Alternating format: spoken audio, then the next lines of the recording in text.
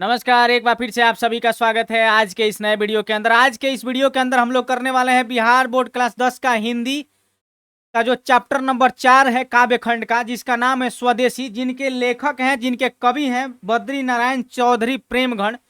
आज वो वाला चैप्टर का जितना भी ऑब्जेक्टिव है आज हम इसके अंदर करने वाले हैं। आपको बता दें कि इस पूरे सेशन के दौरान आपसे कुल 35 प्रश्न जो है आपके सामने से हो करके गुजरेंगे। उन सभी प्रश्नों का जवाब आप लोग को शुरू से लेकर के आखिरी तक देना है। इस प्रश्न को आप लोग ऐसे हल्के में नहीं लेंगे, क्योंकि आपके चैप्टर से लाइन बाय लाइन इस प्रश्न को उठाया गया है।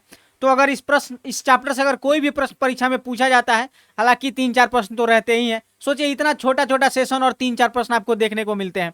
तो आपको इस बात पे भी ध्यान रखना है कि शुरू से लेकर के लास्ट तक आप लोगों को वीडियो को देखना है। काफी बेहतरीन 35 प्रश्न जो है आज के इस सेशन के अंदर देखने को मिलेगा। वीडियो में आगे बढ़े उससे पहले एक छोटा सा करेक्शन आप लोगों के लिए करना चाहते हैं कि कल का जो वीडियो था जिसका नाम था, उस चैप्टर का नाम जो था अति शुद्धो स्नेह को मार्ग है, जो रसखान ये घनानंद द्वारा रचित है। उसका जो चैप्टर नंबर था वीडियो के अंदर जो थंबनेल लगा था उस पर चैप्टर नंबर 2 लिखा हुआ है, उसको दिमाग में करेक्ट करके उसको 3 कर लीजिएगा। नहीं तो ऐसा ना हो कि हम सब खत्म करवा दे, बाद में कोई बच्चा उठ के कहे सर चैप्टर नंबर 3 तो गायब हो गया है। तो वो चैप्टर नंबर 3 ही है, घनानंद का जो लिखा हुआ अति शुद्धो स्नेह को मार्ग है, वो वाला चैप्टर। तो उसको थोड़ा सा ठीक कर लीजिएगा। तो चलिए वीडियो में आगे बढ़ते हैं। उससे पहले एक छोटा सा अनुरोध करना चाहते हैं, चैनल पे पहली बार आए हैं चैनल को सब्सक्राइब कर लीजिए, बेल आइकन दबाइए, ऑल नोटिफिकेशन पे क्लिक कीजिए, अपने दोस्त यारों के साथ शेयर भी कीजिए और टेलीग्राम का लिंक जो है वो डिस्क्रिप्शन के अंदर दिया गया है, जाके उसको फट से ज्वाइन भी कर लीजिए। तो चलिए पहला प्रश्न जो है आपके सामने लेकर के आते हैं। और पहला प्रश्न जो है काफी शानदार और मतलब बोर्ड को जिस प्रश्न जो अति मोहब्बत है वो वाला प्रश्न आपके सामने आ गया है। देखिए, प्रेमगढ़ अपना आदर्श किसे मानते थे? महात्मा गांधी को, विवेकानंद को, रविंद्रनाथ टैगोर को या फिर भारतेंदु हरिश्चंद्र को? किसको मानते थे? प्रेमगढ़ यानी कि बद्री नारायण चौधरी प्रेमगढ़ अपना आदर्श किसे मानते थे? आपको उनका नाम बताना है जिनको ये कवि जो है, लेखक जो है अपना आदर्श मानते हैं। तो बिल्कुल यहाँ पे क्या हो जाएगा, ऑप्शन नंबर डी हो जाएगा, भारतेंदु हरिश्चंद्र को प्रेमगढ़ अपना आदर्श मानते थे। और अगला प्रश्न आपके सामने है, सबे विदेशी वस्तु नर गति रति रित लखात डैश कछु न अब भारत म दर्शात। आपको इस लाइन को पूरा करना है, जो फिल इन द ब्लैंक्स दिया गया है उसको भरना है, जो खाली स्थान दिया गया है, जो रिक्त स्थान है उसको पूर्ति करना है। 4 शब्द दिया गया है, राष्ट्रीयता, भारतीयता, मनुजता, आत्मीयता। देखिए उसके लिए आपको क्या करना होगा, कविता को पढ़ना होगा, उसको याद करना होगा, है कि नहीं? तब जाकर के आप इस तरह के प्रश्न को क्या कर सकते हैं, भर सकते हैं। हालांकि इस चैप्टर से जो है वो रिक्त स्थान बहुत कम पूछता है, पूछता किस चैप्टर से सबसे अधिक है, तो वो वाला जो है ना उनका क्या बोलते हैं,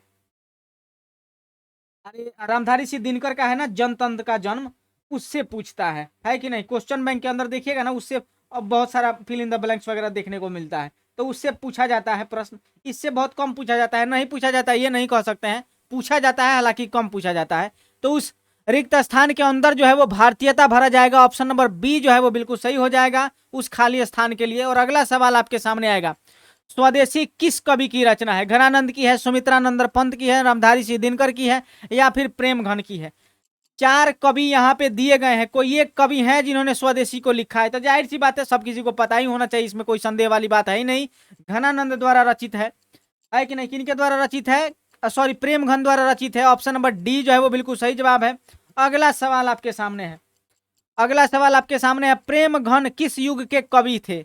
आदिकाल के, भक्ति काल के, भारतेंदु काल के या फिर छाया युग के? किस युग के कवि थे, है कि नहीं? तो देखिए ये सबसे पहला लाइन ही आपके सामने है कि प्रेमगढ़ जी भारतेंदु युग के महत्वपूर्ण कवि थे, यानी कि ऑप्शन नंबर सी जो है वो बिल्कुल सही जवाब है। अगला सवाल आपके सामने है, कवि प्रेमगढ़ के अनुसार भारत में आज कौन सी वस्तु दिखाई नहीं पड़ती? कवि प्रेमगढ़ के अनुसार भारत में आज कौन सी वस्तु दिखाई नहीं पड़ती? भारतीयता, कदाचारिता, पत्रकारिता, अंग्रेजी भाषा। किसके अंदर ये जो कवि हैं प्रेमगढ़, उनके अनुसार आज भारत में कौन सी वस्तु दिखाई नहीं पड़ती है? तो भाई साहब भारतीयता दिखाई नहीं पड़ती है, ऑप्शन नंबर ए जो है वो बिल्कुल सही जवाब है। और अगला सवाल आपके सामने है, 6 नंबर प्रश्न आपके सामने है, आजकल भारत के लोग किस भाषा में बोलना पसंद करते हैं? बताइए, किस भाषा में बोलना पसंद करते हैं?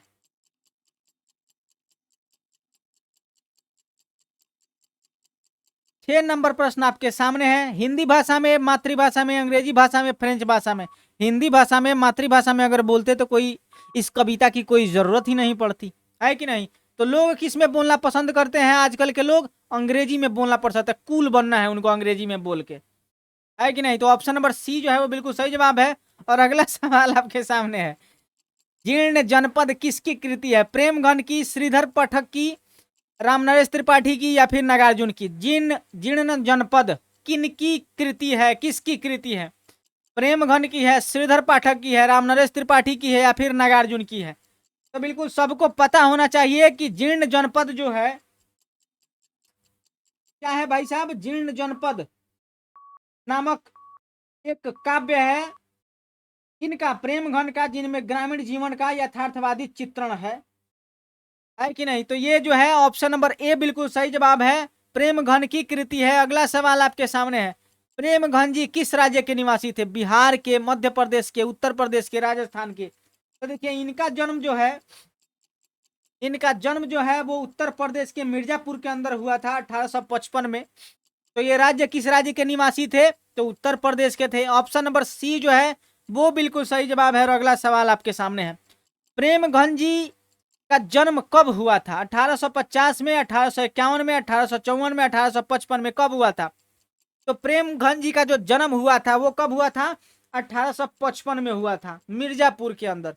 ऑप्शन नंबर डी जो है वो बिल्कुल ऑप्शन नंबर डी जो है वो बिल्कुल सही जवाब है। अगला सवाल आपके सामने है, मिर्जापुर देखे हैं मुन्ना भैया, है कि नहीं? आईएएस वाईएएस बनो, कहाँ राजनीति में पड़े हो? देखे हैं कि नहीं मिर्जापुर? चलिए, अभी मत देखिएगा, जो लोग नहीं देखेंगे एग्जाम बीत जाएगा तो देखिएगा, अच्छी चीज है, उससे काफी कुछ आपको जीवन में सीखने को मिलती है। चलिए यहाँ पे देखिए, ऑप्शन नंबर क्या हो जाएगा? 10 का आपको प्रश्न पढ़ना है सबसे पहले कि प्रेमघन ने किस समाज की स्थापना की? विद्वत समाज की, रसिक समाज की, कवि समाज की, साहित्य समाज की? प्रेमघन ने किस समाज की स्थापना की? तो रसिक समाज की स्थापना की थी। ऑप्शन नंबर बी जो है वो बिल्कुल सही जवाब है। अगला सवाल, प्रेमघन ने किस मासिक पत्रिका का संपादन किया? आनंद कादम्बनी, साहित्य साहित्य सरिता, साहित्य सागर, सरस कादम्बनी? प्रेमघन ने किस मासिक पत्रिका का संपादन किया था? 11 नंबर प्रश्न आपके सामने है। तो देखिए, उनका जो था वो क्या नाम था उसका? तो आनंद कादम्बनी नाम का मासिक पत्रिका था। और नागरी नीरद जो था वो साप्ताहिक पत्रिका था, जिसका संपादन बद्री नारायण चौधरी प्रेमघन ने किया था। तो ऑप्शन नंबर ए जो है वो बिल्कुल सही जवाब है। और अगला सवाल आपके सामने है, प्रेमघन ने किसे साप्ताहिक पत्र का संपादन किया? ने किस साप्ताहिक पत्र का संपादन किया? लीजिए आ ही गया प्रश्न, नागरी नीरद का किया था। ऑप्शन नंबर ए जो है वो बिल्कुल सही जवाब है। अगला सवाल आपके सामने है, प्रेमघन की मृत्यु कब हुई? 1918 में, 1920 में, 1922 में, या फिर 1924 में? कब हुआ था? इनकी मृत्यु कब हुई थी? 4 साल दिए गए हैं, 4 सालों में से कोई एक साल ऐसा है जिस साल में इन्होंने अपना देह त्याग किया था, इन्होंने अपनी मृत्यु को प्राप्त किया था। तो यहाँ पे क्या हो जाएगा? ऑप्शन नंबर जो है वो बिल्कुल ऑप्शन नंबर सी बिल्कुल सही जवाब है, 1922 के अंदर हुआ था। और अगला सवाल आपके सामने है, प्रेमघन की रचनाएं किस नाम से संग्रहित है? सर्वस्य सरिता, प्रेम प्रेम धन लिखा हुआ है ना, प्रेमघन काव्य, प्रेमघन सर्वस्य, या फिर प्रेमघन साहित्य? किस नाम से संग्रहित है? प्रेमघन की रचनाएं किस नाम से संग्रहित है? तो बिल्कुल यहाँ पे प्रेमघन सर्वस्य से संग्रहित है। 14 का जो है ऑप्शन नंबर सी बिल्कुल सही जवाब है। बिना किसी संदेह का आप उसका दामन थाम सकते हैं। अगला सवाल आपके सामने आता है, भारत सौभाग्य के रचनाकार है कौन है? रामधारी सिंह दिनकर, बद्री नारायण चौधरी, जयशंकर प्रसाद, भारतेंदु हरिश्चंद्र? भारत सौभाग्य के रचनाकार आपको बताना है कौन है। बिल्कुल कौन है भाई साहब? तो ये बिल्कुल यहाँ पे क्या हो जाएगा? बद्री नारायण चौधरी जी का लिखा हुआ है भारत सौभाग्य के रचनाकार, यही है। और एक और है प्रयाग समागम ये दोनों क्या है, इनके प्रसिद्ध नाटक है कि नहीं। तो ऑप्शन नंबर बी जो है वो बिल्कुल सही जवाब है। और अगला सवाल आपके सामने है, प्रेम घन की रचना है रमागम नहीं, प्रयागराज।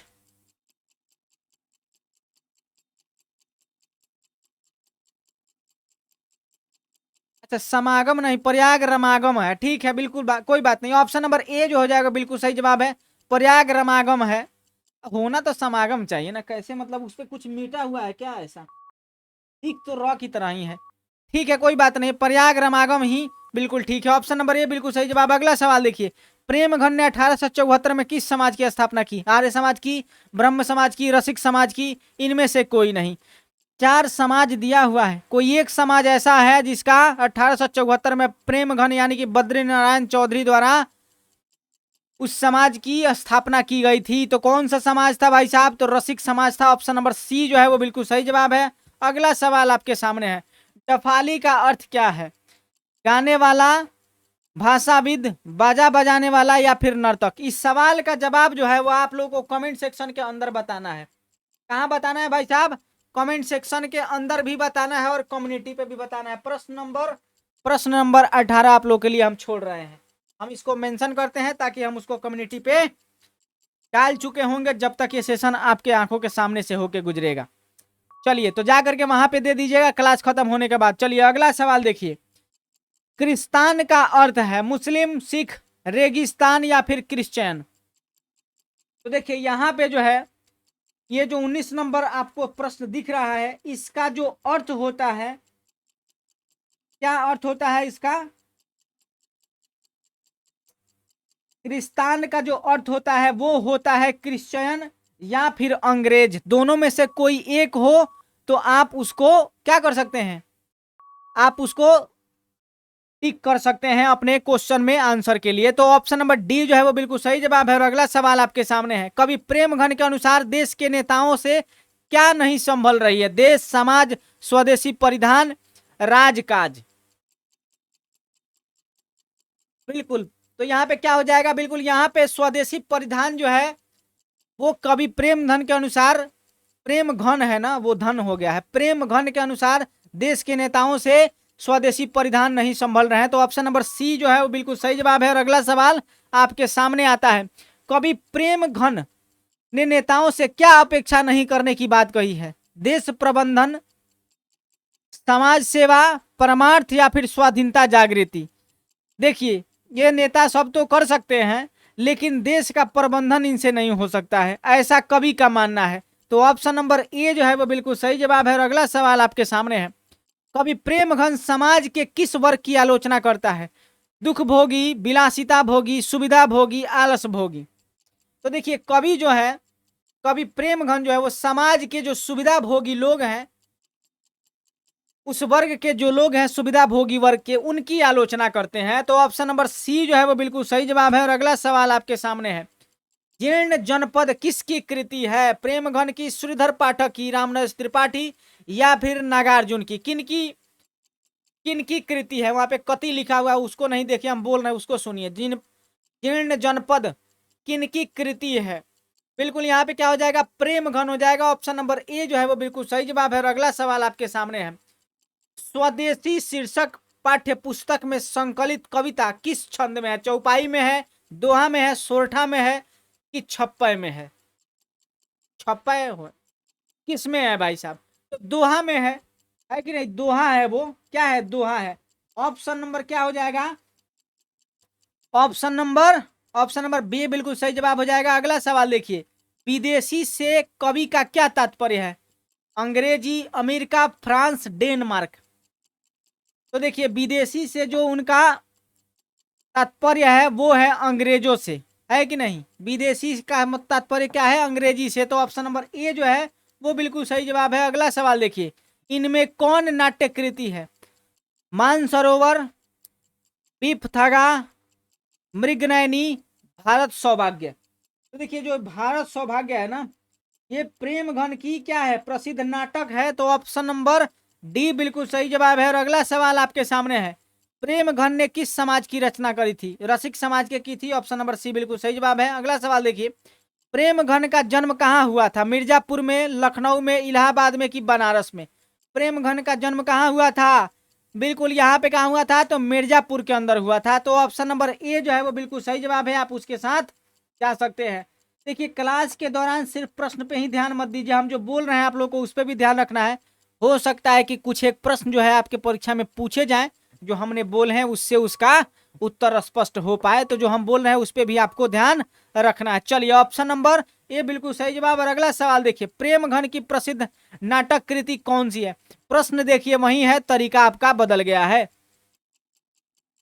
प्रेम घन की प्रसिद्ध नाटक कृति कौन सी है? हार्दिक हर्षादर्श है, जीर्ण जनपद है, या फिर ब्रिजचंद पंचक है, या फिर प्रयाग रमागम है? तो प्रयाग रमागम है ना, ऑप्शन नंबर डी बिल्कुल सही जवाब। अगला सवाल देखिए, प्रेम घन की काव्य कृति है अरुणोदय, हर्षादर्श, जीर्ण जनपद, इनमें से सभी कौन सा है? प्रेम घन की काव्य कृति आपको बताना है, तो ये कौन सा वाला हो जाएगा? थोड़ा देर पहले ही आपको बताया। प्रश्न देखिए, इसको रिपीट मोड पे, इस प्रश्न को आप नहीं कह सकते कि रिपीट प्रश्न है, इसको हम क्या कह सकते हैं? इसको हम ये कह सकते हैं कि इस प्रश्न को पूछने का तरीका जो है वो थोड़ा बदला बदला हुआ सा है। तो ऑप्शन नंबर सी जो है वो बिल्कुल सही जवाब है। अगला सवाल देखिए, प्रेम घन ने मुख्य रूप से किस भाषा में काव्य रचना की? हम लोग कर रहे हैं बिहार बोर्ड मैट्रिक परीक्षा 2024 के लिए 10th क्लास का जो हिंदी है उसका वीवीआई ऑब्जेक्टिव हम लोग कर रहे हैं, या फिर ऑब्जेक्टिव वीवीआई कर रहे हैं, या फिर 10th क्लास के हिंदी का ऑब्जेक्टिव का क्वेश्चन आंसर हम लोग कर रहे हैं। तो चलिए यहाँ पे 31 नंबर प्रश्न आपके सामने आ गया है। प्रेम घन ने मुख्य रूप से किस भाषा में काव्य रचना की? बिल्कुल, तो ब्रज भाषा में की है। ऑप्शन नंबर ए जो है वो बिल्कुल सही जवाब है। और अगला सवाल आपके सामने है, प्राचीन भारत में चारों वर्गों में चाह थी, कलावृत्ति की, दास वृत्ति की, ए और बी दोनों की, इनमें से कोई नहीं। देखिए कवि के अनुसार जो प्राचीन भारत है उसके चारों वर्गों में जो चाह थी वो दास वृत्ति की थी, यानी कि गुलामी की थी। तो ऑप्शन नंबर बी जो है वो बिल्कुल सही जवाब है। अगला सवाल देखिए, कवि के अनुसार भारत को क्या अच्छा लगने लगा था? विदेशी चाल चलन, विदेशी वेशभूषा, विदेशी रहन सहन, इनमें से सभी। कवि के अनुसार आपको बताना है कि भारतीय उस वक्त उन्हें क्या अच्छा लगने लगा था। कवि के अनुसार विदेशी चाल चलन भी अच्छा लगता था, विदेशी वेशभूषा भी अच्छा लगता था, विदेशी रहन सहन भी अच्छा लगता था, सब उन्हें अच्छा लगने लगा था सिवाय भारतीय परिधान के। तो ऑप्शन नंबर डी जो है वो बिल्कुल सही जवाब है। अगला सवाल आपके सामने है, प्रेम घन कैसा गद्य लिखते थे? कलात्मक लिखते थे, अलंकृत लिखते थे, ए और बी दोनों, यानी कि कलात्मक और अलंकृत दोनों लिखते थे, या इनमें से कोई नहीं? 34 नंबर प्रश्न आपके सामने उपस्थित हो चुका है। आपको बस इसको देखना है और उसका जवाब आपको बताना है कमेंट सेक्शन के अंदर। बिल्कुल यहाँ पे क्या हो जाएगा? ऑप्शन नंबर सी हो जाएगा, कलात्मक और अलंकृत जो ये गद्य है वो लिखा करते थे। तो ऑप्शन नंबर सी जो है वो बिल्कुल सही जवाब है। ऑप्शन नंबर सी जो है वो बिल्कुल सही जवाब है। अगला सवाल देखिए, युग के प्रभाव के कारण कवि में किस बोली का व्यवहार और गद्योन्मुखता साफ दिखाई पड़ती है? विदेशी, खड़ी, देसी, या इनमें से सभी? युग के प्रभाव के कारण कवि में किस बोली का व्यवहार और गद्योन्मुखता साफ दिखाई पड़ती है? विदेशी के, खड़ी के, देसी के, इनमें से सभी के? तो बिल्कुल यहाँ पे क्या हो जाएगा? ऑप्शन नंबर बी हो जाएगा, खड़ी बोली का, है कि नहीं? युग के प्रभाव के कारण प्रेम घन के यहाँ पे लिखा हुआ एक लाइन है आप लोगों का जो पाठ परिचय वाला दिया हुआ है, लेखक का परिचय, उसके अंदर युग के प्रभाव के कारण उनमें, यानी कि प्रेम घन में खड़ी बोली का व्यवहार और गद्योन्मुखता भी साफ दिखलाई पड़ती है। तो यानी कि खड़ी बोली की चर्चा हो रही है। ऑप्शन नंबर बी बिल्कुल सही जवाब। और इसी प्रश्न के साथ जो है आज का आप लोग का ये जो सेशन है वो समाप्त हो रहा है। उम्मीद करते हैं कि आप लोगों को वीडियो पसंद आया होगा। देखिए प्रश्न जो इसके अंदर है ना वो सभी महत्वपूर्ण प्रश्न है। आप लोग के हिंदी का जो परीक्षा है ना उसके अंदर पूछा जाएगा। अच्छा, एक बच्चा हमारे पास एक स्क्रीनशॉट भेजा था कि सर इस बार ना ये जो 50% एक्स्ट्रा प्रश्न जो पूछे जाते थे वो नहीं पूछे जाएंगे। जैसे आप लोगों को लिखना 50 होता था, पूछा 100 जाता था ना, तो इस बार नहीं पूछा जाएगा। देखिए इस तरह के अफवाहों से बचिए। जब तक बिहार बोर्ड कोई अपना ऑफिशियल स्टेटमेंट नहीं दे देता है तब तक आप किसी भी तरह के भ्रामक जानकारियों से परहेज कीजिए। अगर ऐसा कुछ होगा हम आपको निश्चित रूप से बताएंगे कि आप लोग का परीक्षा का पैटर्न जो है इस 2024 का किस तरह का होगा। तो अनावश्यक परेशान नहीं होइए, क्योंकि व्यूज का खेल चलता है, आपको भी पता है, कुछ का कुछ लिखा जाता है और होता कुछ है। इस वजह से बोल रहे हैं कि आप लोग इन तरह के चीज़ों से बचिए। उस पर विशेष ध्यान मत दीजिए। अगर ऐसा कुछ होगा तो सही चीज़ है वो कहीं से ना कहीं से आपको पता चल ही जाएगी, है कि नहीं। तो चिंता करने वाली बात बिल्कुल भी नहीं है। जो कुछ भी होगा तैयारी आप अपनी पुरजोर तरीके से कीजिए कि किसी भी तरह का कोई भी प्रश्न आए आप उसको रौंद के निकल जाइए, है कि नहीं। कोई वो आपके जीवन में, आपके परीक्षा के मार्ग में, आपके रिजल्ट के मार्ग में किसी तरह का कोई अड़चन, कोई भी प्रश्न पैदा ना कर सके, इस हिसाब की तैयारी आपकी होनी चाहिए, है कि नहीं। तो चलिए बहुत बहुत धन्यवाद सब किसी को, शुभ रात्रि। फिर मिलते हैं अगले एपिसोड के अंदर। किसी तरह का कोई समस्या हो, किसी प्रश्न के अंदर कोई डाउट हो तो आकर के कमेंट सेक्शन में कमेंट कर सकते हैं। कोई सुझाव अगर कोई जानकारी वगैरह देना हो तो आप वो भी कर सकते हैं। और 18 नंबर प्रश्न का जवाब जो है आप लोग कमेंट सेक्शन के अंदर भी दे लीजिएगा। कम्युनिटी पे भी उस प्रश्न को पोस्ट कर दिया गया है, जाकर के आप वहां पे भी उसका जवाब दे दीजिएगा। चलिए बहुत बहुत धन्यवाद।